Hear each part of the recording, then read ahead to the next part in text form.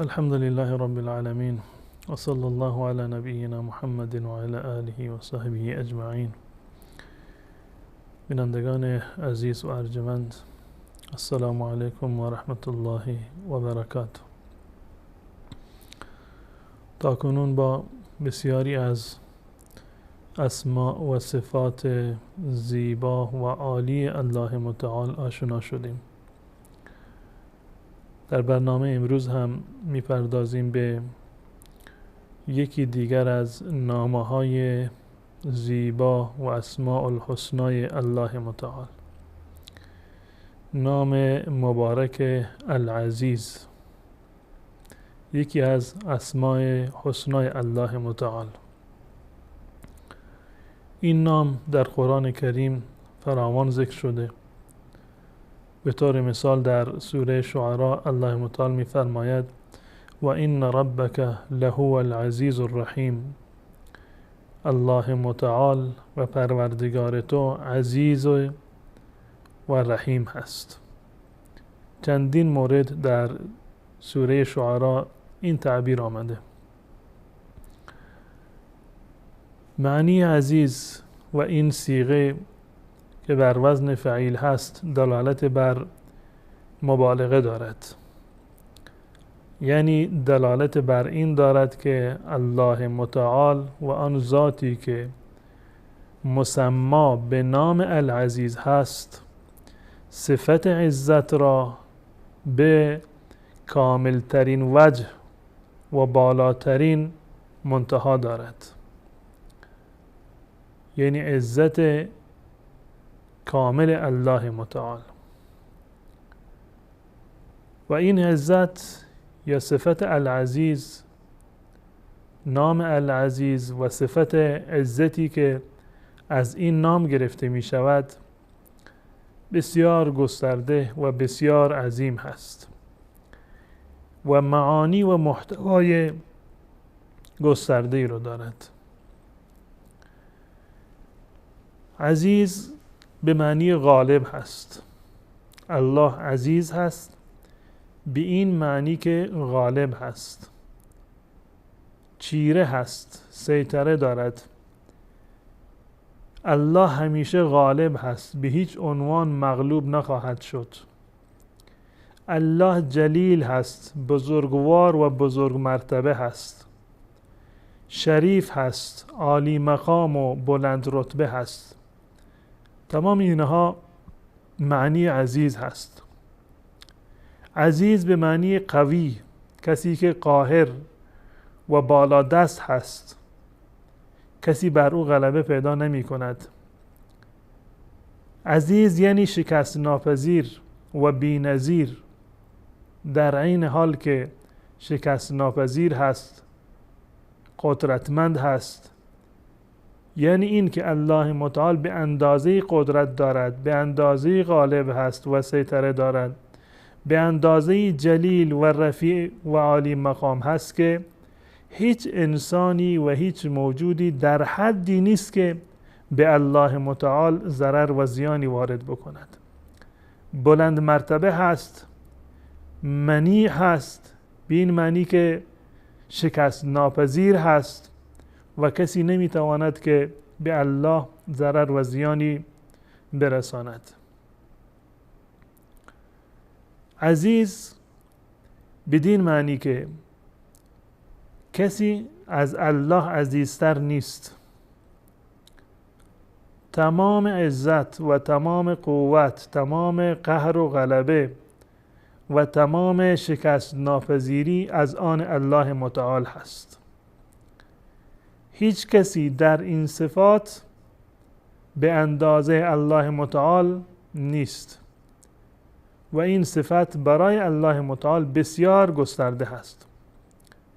ان العزة لله جمیعا، عزت واقعی و عزت کامل و قدرت و غلبه و قهر کامل از آن الله متعال هست. بنابراین وقتی که ما میگوییم که الله عزیز هست، یعنی این که الله غلبه دارد، الله غالب و قاهر هست. به هیچ عنوان مغلوب نخواهد شد. وقتی که میگیم الله عزیز هست یعنی شکست ناپذیر هست. هیچ کسی نمیتواند اندک ضرر و زیانی به الله متعال برساند. وقتی که میگوییم که الله عزیز هست یعنی در قدرتش و در تواناییش بسیار شدید هست، به اندازه‌ای که فراروی الله متعال چیزی به نام سختی وجود ندارد. کاری به عنوان کار مشکل نیست، از بس قدرت الله متعال زیاد هست و قوت زیادی رو دارد. الله متعال عزیز هست یعنی بی‌نظیر هست، منقطع النظیر هست، همتایی ندارد، نه در نامش، نه در نامه‌ها و نه در صفاتش و نه در افعال الهی. الله متعال عزیز و بیمانند هست. الله متعال عزیز هست به این معنی که قهر الله متعال و غضب الله متعال و انتقام الله متعال بسیار شدید هست. هیچ کسی در عزتش و قهر و انتقامش به الله متعال نمی رسد. الله متعال عزیز هست بدین معنی که عزت همه از آن اوست. هر کسی را که بخواهد عزت می دهد، قدر و منزلت می دهد، غلبه و سیطره می دهد. و تعز من تشاء، هر کسی را بخواهی عزیز می گردانی. الله متعال عزیز هست یعنی این که کسی که به الله متعال پناهنده بشود، کسی که ناصر و پشتیبانش الله متعال باشد، هرگز شکست نخواهد خورد و ذلیل و فرو نخواهد افتاد. ولله العزة ولرسوله وللمؤمنين ولكن المنافقین لا يعلمون. عزت از آن الله هست و الله این عزت را به پیامبرانش میدهد، به مؤمنان میدهد، اما منافقان این مطلب را درک نمی کنند. الله متعال عزیز هست بدین معنی که رفیع الشأن هست، عالی مقام هست، عالی قدر هست، هم در ذات خودش و هم در بی همتایی و یکتاییش در این صفات کمال و جلال. الله متعال به اندازه عزیز هست و صفت عزت را دارد که هیچ گونه نقصی و عیب و ایرادی نیست. سبحان ربک رب العزة عما یصفون. الله رب العزت هست و پاک هست از تمام چیزهایی که نشانه ذلت و فرومایگی هست. غلبه و قهر الله متعال و سیطره الله متعال و تمام معانی که در کلمه العزیز و نام العزیز هست، الله متعال همه را به صورت کامل و گسترده دارد. این هست معنی العزیز. و پروردگار من و شما عزیز هست. ان ربک لهو العزیز الرحیم. عزیز و رحیم هست. یکی از موارد زیبای اقتران و دو صفت و نامی که در کنار هم قرار گرفتند این هست که الله متعال صفت العزیز را در سوره شعراء تقریباً 8 بار در کنار الرحیم ذکر کرده. و ان ربک لهو العزیز الرحیم. الله متعال عزیز رحیم هست، قوی و قدرتمند رحیم و مهربان هست، غالب مهربان هست، شکست ناپذیر مهربان هست. و این دلالت بر یک کمال دیگر دارد که اضافه بر کمال العزیز و الرحیم هست. یعنی این که الله متعال در کنار اوج عزتی که دارد، اوج قدرت و غلبه‌ای که دارد، اوج قهر و غضب و شدتی که دارد، در کنار آن رحیم هم هست، مهربان هست. معمولاً انسانها رو وقتی که ما تصور میکنیم، کسی که عزت دارد به این معنی که غلبه دارد، غالب هست، قدرت و سیطره دارد، معمولاً انسان را این قدرت و غلبه بیرحم میگرداند. اما الله متعال را نمی شود با انسانها قیاس کرد. لیس کمثله شیء، هیچ چیزی مانند الله متعال نیست. الله متعال در اوج این که عزیز هست، رحیم هم هست. و احیانا انسانها چه بسا که به خاطر ضعفشون مهربان باشند، چون که قدرت انتقام ندارند، قدرت این را ندارند که حق خودشان را بگیرند، قدرت این را ندارند که بر دشمن غالب بشوند، شاید که مهربان جلوه بکنند. اما مهربان بودن الله متعال در کنار اوج عزیز بودن الله متعال هست. و عزیز بودن، قاهر و غالب و مقتدر بودن الله متعال همراه با رحمتش هست. پس بنابراین انسان نباید به خاطر این که الله العزیز هست، غالب و قدرتمند هست، قاهر هست، شکست ناپذیر هست، منتقم و جبار و شدید الانتقام هست، نباید انسان به خاطر این صفت از الله متعال ناامید بشود. بلکه برعکس، در کنار این صفت الله متعال صفت رحمت را دارد. و ان ربک لهو العزیز الرحیم. و اللهی که عزت دارد، این عزت را به هر کسی بخواهد میبخشد. پس بنابراین اگر تو طالب عزت هستی، میخواهی عزیز باشی، میخواهی غالب باشی، میخواهی بر نفس و شیطان غلبه پیدا بکنی، میخواهی بر دشمنانت سیطره پیدا بکنی، از الله متعال عزت بخواه. ولله العزة ولرسوله وللمؤمنین. الله متعال این عزت را به رسولش و به مؤمنان صادق عنایت خواهد کرد. یعنی این که انسان در اوج بندگی، در هنگامی که با خشوع و خضوع رکوع می کند و هنگامی که خاشعانه سر بر سجده می گذارد، سر را روی زمین می گذارد، در کنار این الله متعال عزت دین و دنیا را به انسان عنایت می کند. کسانی که می خواهند در دنیا و آخرت عزیز باشند، در روز قیامت همراه رسول الله صلی الله علیه و سلم باشند، در این دنیا فروتری کنند، خشوع داشته باشند، متواضع باشند، تا اینکه الله متعال در قیامت به آنها رفعت و بلندی و عزت بدهد. یک فردی آمد پیش رسول الله صلی الله علیه و سلم و گفت یا رسول الله، من میخواهم که در بهشت همراه تو باشم.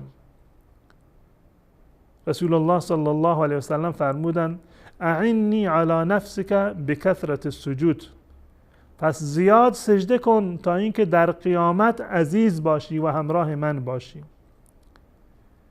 پس در دنیا در پیشگاه الله متعال خاشع باش، خاضع باش، فروتن باش،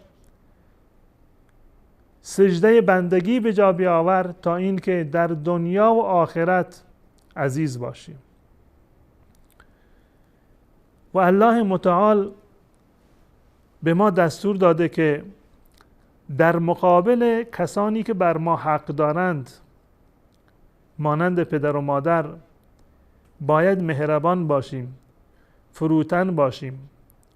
فروتنی و افتادگی در مقابل پدر و مادر عزت هست. رضایت الله متعال را در پی دارد. واخفض جناحک للمؤمنین. ما مأمور هستیم در کنار رسول الله و همراه رسول الله صلی الله علیه و سلم که در برابر مؤمنان فروتن باشیم، تکبر نورزیم، غرور نداشته باشیم، خود را بهتر از دیگران نباید تصور بکنیم. اذلة علی المؤمنین، در مقابل مؤمنان باید نرمخو باشیم، مهربان باشیم. اعزة علی الکافرین، در مقابل کافران قدرت داشته باشیم و عزیز باشیم، مقتدر باشیم، سخت باشیم. اما در برابر مؤمنان و عزیزانمان الله متعال به ما دستور داده که اذلة علی المؤمنین واخفض جناحک للمؤمنین، در مقابل مؤمنان فروتن باش، تواضع داشته باش. و هر کسی که در دنیا در برابر مؤمنان تواضع داشته باشد، از غرور و تکبر پرهیز بکند، الله متعال در دنیا و آخرت به او عزت خواهد داد.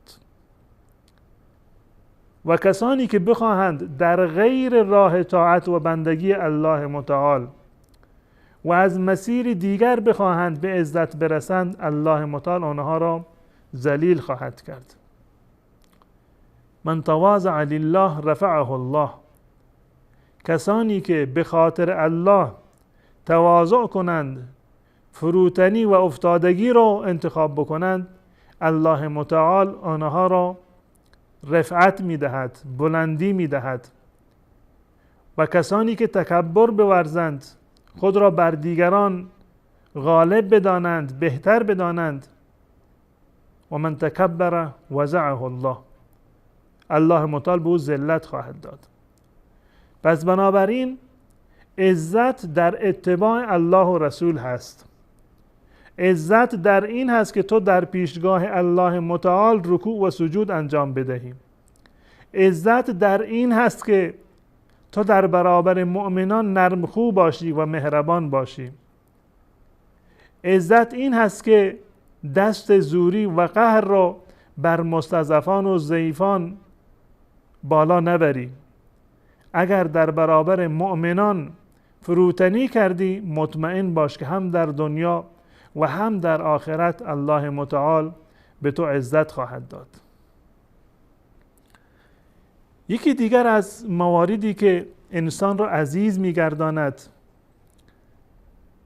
انسان را رفعت و بلندی می‌بخشد، محبوب دلها می‌کند، هم در دنیا و هم در آخرت، بخشش هست.